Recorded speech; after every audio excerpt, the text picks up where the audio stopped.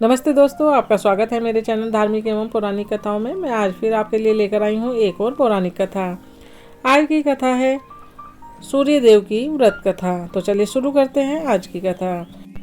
सालों साल पहले एक बुढ़िया सूर्य देव की भक्ति में पूरी तरह से लीन थी।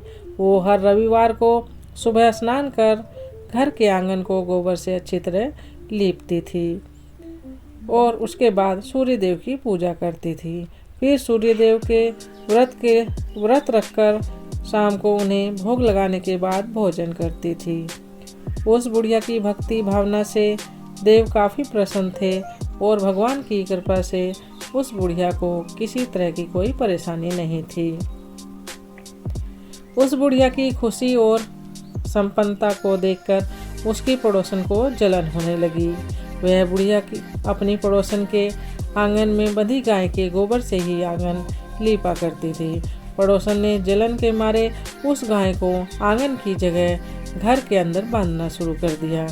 अब अगले रविवार को सुबह बुढ़िया को सूर्य देव की पूजा करने के लिए गाय का गोबर नहीं मिला, जिस कारण वे सूर्य देव की पूजा नहीं कर पाई और पूरे दिन खुद भी भूखी रही। रात में सूर्य देव उस बुढ़िया को सपने में आए और उससे पूजा न करने और भोग न लगाने का कारण पूछा। जवाब में बुढ़िया ने बताया, घर के आंगन को लीपने के लिए गोबर नहीं था, इसलिए पूजा नहीं कर पाई। पूजा नहीं की तो भोग भी नहीं चढ़ाया। बुढ़िया की बातें सुनकर सूर्य देव उससे कहते हैं कि मैं तुम्हारी भक्ति से प्रसन्न हूँ, इसलिए मैं तुम्हें एक गाय दे रहा हूँ।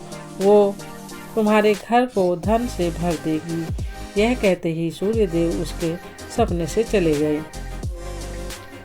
अगले दिन सुबह जब बुढ़िया की आंखें खुलती हैं तब वह देखती है कि उसके आंगन में एक सुंदर गाय और बछड़ा बंधा हुआ है। यह सब देखकर वह हैरान हो गई। उसे सपने की कोई बात याद नहीं थी।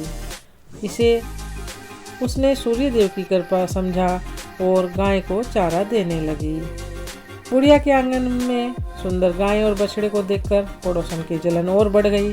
कुछ देर बाद जब बुढ़िया घर के अंदर जाती है तो गाय सोने का गोबर करती है।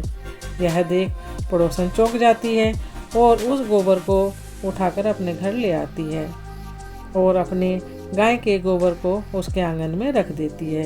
यह सिलसिला कुछ दिनों तक चलता रहा और वो पड़ोसन धनवान हो गई। इधर बुढ़िया को किसी बात की खबर नहीं थी, क्योंकि वो सूर्यदेव की भक्ति में खोई रहती थी। उधर सूर्यदेव को उस महिला की हरकत पर काफ़ी गुस्सा आता है। उनके गुस्से के कारण धूप काफ़ी बढ़ जाती है, जिस कारण बुढ़िया गाय और बछड़े को घर के अंदर बांध देती है।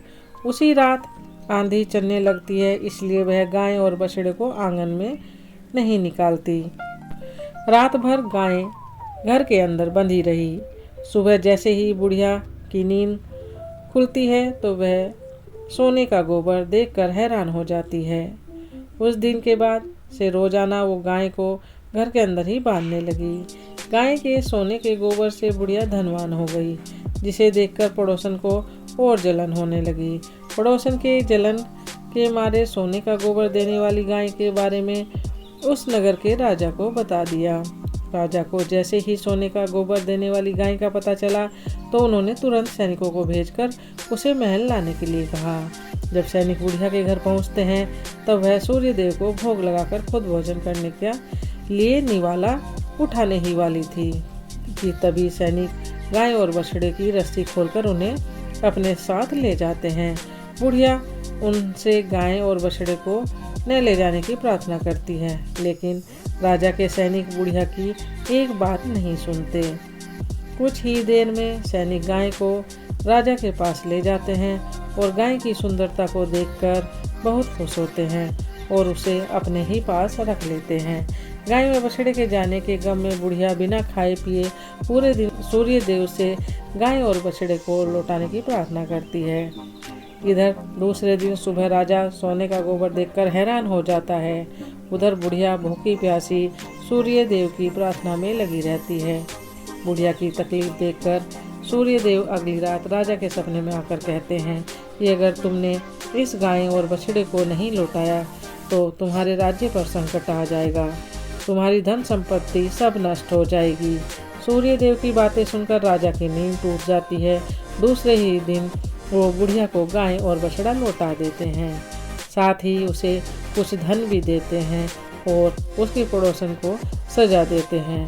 सूर्यदेव की इस चमत्कारी गाय और बुढ़िया पर उनकी कृपा को देखकर राजा पूरे नगर के लोगों को हर रविवार सूर्यदेव की पूजा करके व्रत रखने के लिए कहते हैं। तभी से ही रविवार के इस व्रत का चलन शुरू हुआ और राजा के पूरे राज्य में खुशियां ही खुशियां छा गई। दोस्तों, कहानी से हमें सीख मिलती है, दूसरे के प्रति द्वेष भावना रखने से खुद की ही हानि होती है। जीवन में जितना हो सके सामने वालों की मदद करनी चाहिए। दोस्तों, ये कहानी यहीं समाप्त हुई। अगर आपको पसंद आई तो ज़्यादा से ज़्यादा लाइक करें, ज़्यादा से ज़्यादा कमेंट करें और ज़्यादा से ज़्यादा शेयर करें। जितने भी मेरे चैनल पर अभी नए लोग जुड़े हैं, चैनल को सब्सक्राइब कर लें, बेल आइकन दबा लें, जिससे आने वाली कहानियाँ आपको मिलती रहें। आप सभी का मेरे चैनल पर बने रहने के लिए बहुत बहुत धन्यवाद।